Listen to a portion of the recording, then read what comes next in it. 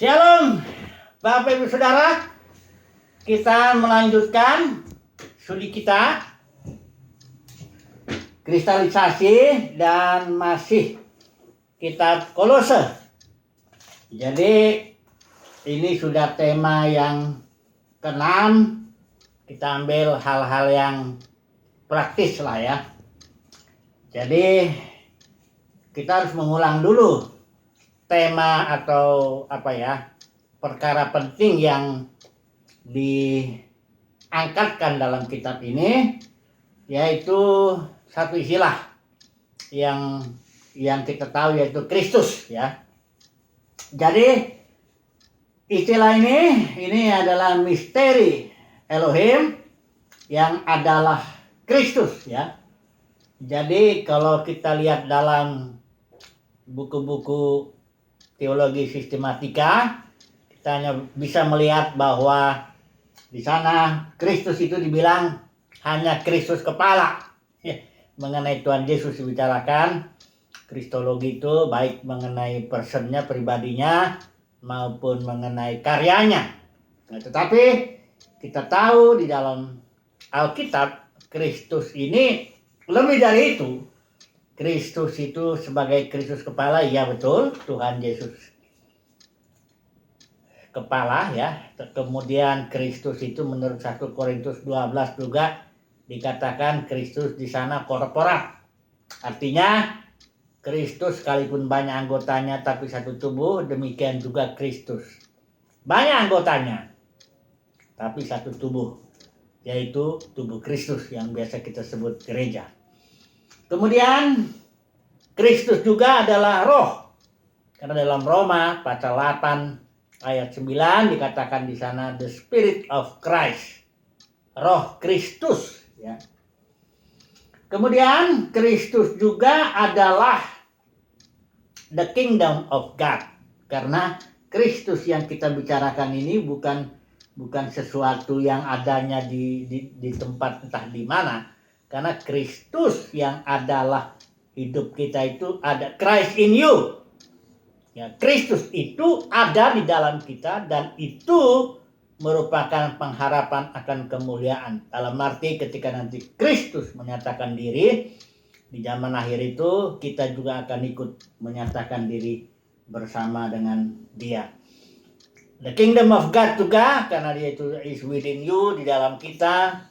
Kristus itu juga dalam kita, berarti Kristus itu juga kingdom of God, kerajaan juga. Kemudian Kristus juga dikatakan sudah duduk di sebelah kanan Bapa saat ini.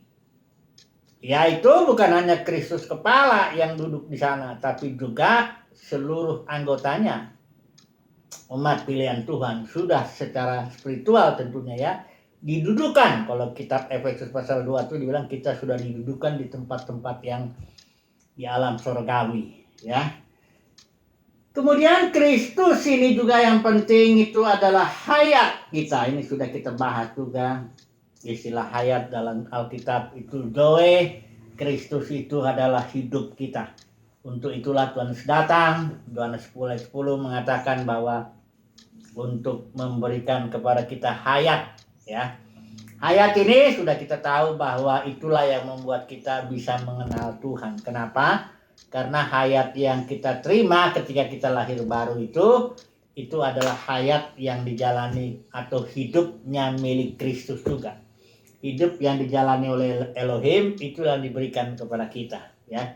Sehingga kita satu hidup, sama hidupnya, berarti kita bisa saling mengenal. Kita sudah tahu bahwa kalau hidup hewani tidak mungkin bisa mengenal hidup manusiawi ya.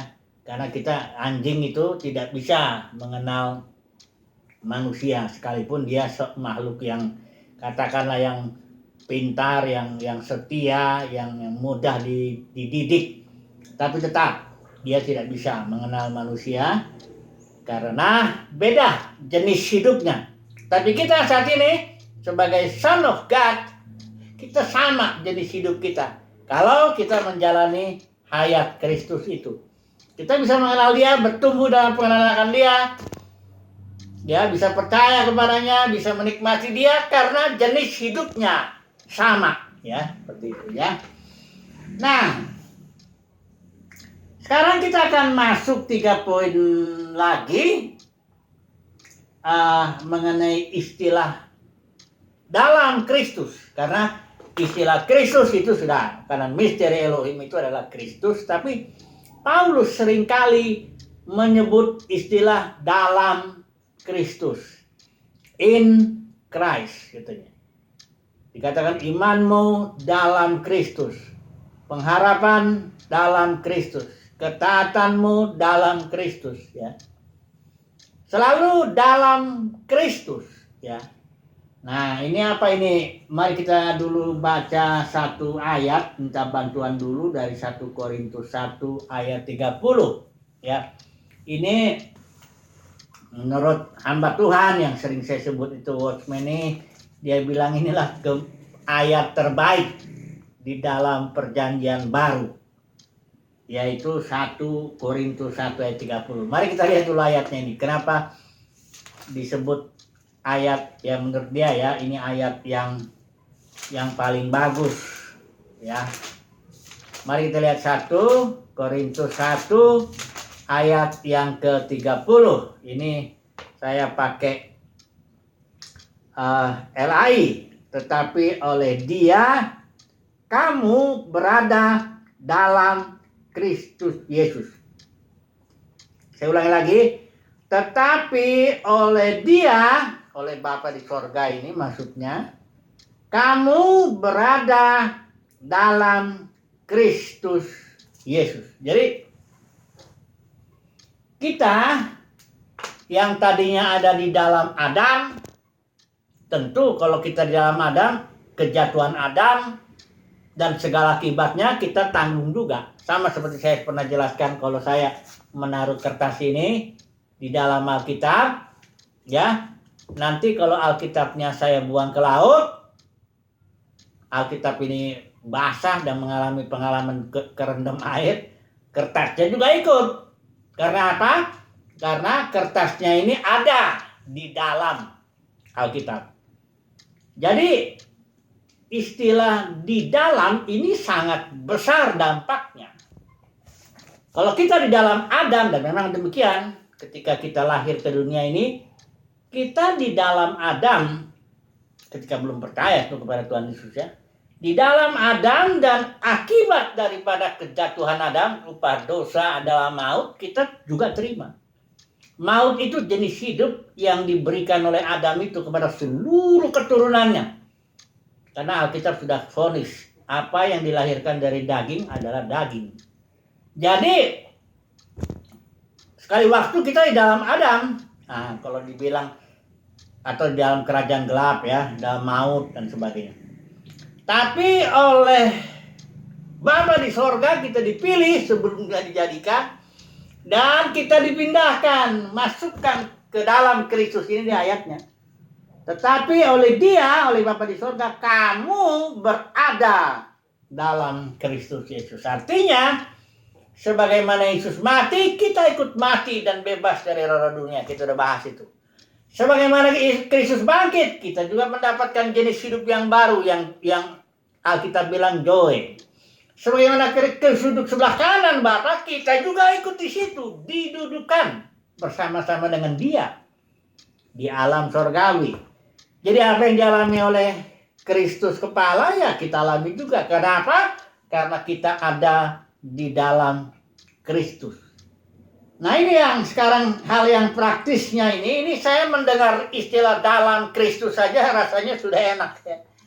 Kalau sedang susah, sedang tertekan, barangkali banyak tantangan dan sebagainya, ingat bahwa kita ada di dalam Kristus Yesus. Kita aman di dalam Dia, ya. Di dalam Kristus ada nasihat, ada kasih, sukacita, ya. Dalam Kristus ada segalanya lah, ya. Ada pengharapan, akan kemuliaan, ya, pokoknya semuanya lah. Maka banyak nasihat ini tinggallah di dalam Kristus. Artinya jangan, ya, secara fakta tentu kita di dalam Kristus. Hanya iman kita itulah yang membuat pengalaman kita jadi kadang-kadang apa? Kalau imannya sedang merosot, kadang-kadang pengalaman, bukan kadang-kadang, memang akhirnya pengalaman ikut-ikutan. jadi sedih, tertekan, takut, gelisah. Tapi kalau iman kita tetap, ya, kita ingat kita di dalam Kristus. Ingat juga dalam Kristus ada nasihat, ada belas kasihan, ada kasih mesra, ada pengampunan, ada macam-macam. Ya, ya kita tenang. Tinggal di dalam Kristus ya. Itu nasihat ya. Hal praktisnya ya sebelum nanti kita masuk ini sedikit menyinggung soal agamawi ini ya. Kita baca barangkali ayatnya ini. Pasal 2 ayat 20 sampai 23. Tapi kita bicara dulu praktisnya ini yang di dalam Kristus ini soal keluarga ini. Dalam Kolose disinggung ya. Dalam Kolose disinggung mengenai bagaimana umat pilihan Tuhan atau anak Tuhan yang sudah ada di dalam Kristus harus berperilaku dalam keluarga. Ya, di sini peraturannya tidak terlalu banyak ya. Hanya memang harus dijalankan di dalam Kristus. Ya, tidak bisa kalau dijalankan dengan kekuatan di luar Kristus ya, dengan kekuatan sendiri, dengan komitmen sendiri ya nggak bisa. Jadi dikatakan di sini, hai istri, tunduklah kepada suamimu sebagaimana seharusnya di dalam Tuhan. Untuk istri tunduk, ya, tunduk itu artinya ya karena saya bukan istri, tapi yang saya tahu tunduk itu ya tidak enak secara daging. Ya. Artinya tunduk itu ya mengikuti kepemimpinan suami, mengikuti arahan dan bimbingan tujuan misi dan visi suami, kira-kira begitu penundukan diri ini ya. Ya ada yang bilang kan istri saya nggak sejahtera. Ya memang barangkali penundukan diri itu memang tidak sejahtera ya, tidak sejahtera. Karena siapa yang sejahtera kalau dia di bawah kendali, katakanlah di bawah kendali atau otoritas atau kepemimpinan seseorang di atas dia. Umumnya orang ingin ya, dia ingin jalanin keinginan sendiri, pikiran sendiri, perasaan sendiri ya. Tapi penundukan diri itu membuat seorang istri harus belajar ya. Di dalam Kristus ini konteksnya, selalu ingat ya, di dalam Kristus. Karena di luar itu nggak bisa. Itu hanya pura-pura aja itu. Jadi kalau di dalam Kristus itu dari hati ya, penundukan diri ya. Saya beri contoh lah dulu si Sarah ini ya, yang berkat karena penundukan diri lah. Si Sarah ini, istrinya Abraham ini, kalau dilihat di dalam perjanjian lama itu tidak ada perbuatan yang kelihatan dia disebut pahlawan iman. Karena di Ibrani 11 dia disebut pahlawan iman, namanya tercantum bersama dengan Abraham. Tapi kalau kita lihat kelakuan atau perilakunya di dalam perjanjian lama itu ya, bagaimana dia mengusulkan kepada Abraham itu, engkau tahu Tuhan tidak kasih aku anak, itu semua salah. Karena Tuhan bilang akan berikan, hanya tunggu saja, sabar. Tapi si Sarah bilang, engkau tahu Tuhan gak berikan aku anak. Kemudian Sarah ketika dijanjikan, malaikat Tuhan berjanji kepada Abraham, bicara, tahun depan kau akan punya anak. Si Sarah dengar, ketawa dia. Bukannya beriman amin gitu atau malah ketawa. Sampai ditegur sama malaikat. Kenapa si Sarah ketawa katanya. Kayak ada sesuatu yang lucu, yang gak mungkin dan sebagainya. Jadi kalau dilihat perilakunya hampir kelihatannya ya dia menindas Hagar juga ya. Sampai Hagar lari ya, kita pedenya gak ada lah kelihatan dia itu apa. Tapi di dalam surat Petrus dikatakan Sarah itu ada satu kelebihannya, dia menyebut Abraham tuannya. Waktu Petrus kasih nasihat kepada istri supaya penundukan diri, dia kasih contoh Sarah. Sarah menyebut Abraham tuannya, ya. Dan akibatnya saya melihat ya, karena penundukan diri, jadi apa yang dimiliki oleh Abraham dimiliki juga oleh Sarah. Sama seorang istri kan, kalau menikah nama suaminya ikut menjadi namanya. Harta benda milik suami ya juga miliknya. Jadi apa yang menjadi milik suami ya miliknya juga. Nah kalau saya mengertikannya karena si Sarah menyebut Abraham itu tuannya, maka iman Abraham itu menjadi imannya juga. Itu makanya dia disebut jadi pahlawan iman juga. Karena kalau dari perilakunya nggak kelihatan dia itu pahlawan iman. Ya ini bukan berarti istri harus sebut suaminya tuan, bukan begitu. Tapi ini kan sikap hati. Ya di dalam ini ya. Ini perkara-perkara di dalam ini ya. nggak bisa di luar ini perkara di dalam. Untuk suami ya, itu istri ya. Untuk suami, hai suami kasihilah istrimu. Janganlah berlaku kasar terhadap dia. Ya ini juga nggak bisa dikerjakan kecuali di dalam Kristus. Karena ya kita tahu namanya ada istilah bulan madu yang tidak ada itu. Ya itu sebulan ya. Ada yang 1-2 minggu udah berantem ya. Si suami mengasihi istrinya sebentar saja. Ya, sudah gitu enggak lagi ya. Nah, ini makanya kasihilah istrimu, jangan berlaku kasar. Ini hanya bisa dikerjakan di dalam Kristus. Sama seperti yang tadi juga ya. Kemudian anak-anak, taatilah orang tuamu dalam segala hal. Ini pun juga ya. Saya belajar ya, anak-anak kami sudah 3 besar-besar, sudah kerja semua. Masing-masing sudah punya program, masing-masing sudah punya pikirannya sendiri, ya. Kalau untuk ngumpulin atau kita misalnya mau pergi kemana gitu, itu udah nggak segampang. Dulu masih kecil mah gampang diajak-ajak kemana-mana aja ya. Tapi disinilah ya saya melihat anak-anak itu, tapi yang terindah kata di dalam sini, taatilah orang tuamu dalam segala hal ya. Kemudian Bapak, janganlah sakiti hati anakmu supaya jangan tawar hatinya. Ini saya belajar ini. Yaitu ya saya bersyukur bahwa saya lihat ya para bapak, terutama yang pelayan-pelayan Tuhan itu, contohnya ya Billy Graham ini, yang karena dia udah nulis kok nama apa di dalam kesaksian dia. Jasa saya itu, dia bilang penyesalan saya ada 2 dalam hidup ini. Yang pertama, kurang waktu sama Tuhan, walaupun dia itu khotbah terus sana, tapi dia banyakkan persiapan untuk khotbah, bukan untuk fellowship dengan Tuhan. Yang kedua, kurang waktu sama anak-anak karena dia terlalu sibuk ya. Jadi yang saya bersyukur ya, saya dengan anak-anak ini karena waktu itu saya sudah berhenti jadi pendeta tahun 2000 itu ketika itu anak-anak masih kecil, umur 3, 4 tahun, 5 tahun gitu ya. Banyak waktu saya ya dengan anak-anak sampai besar begini masih kami, apalagi kalau sekarang kita gereja rumah, ya udah ibadah di rumah ya dengan anak-anak ya semua. Itu yang saya syukuri dan saya terus belajar sampai sekarang ya, jangan sakiti hati anakmu supaya jangan tawar hatinya. Anak itu terus perlu banyak dipuji lah, jangan terlalu banyak bicara anak orang di depan anak-anak kita. Jadi nanti anak itu kayak merasa, apalagi dibanding-bandingin, jangan ya. Anak-anak tetap itu pemberian Tuhan dan unik dan perlu dihormati ya. Kemudian ini hamba, taati Tuhanmu yang di dunia ini dan sebagainya ya.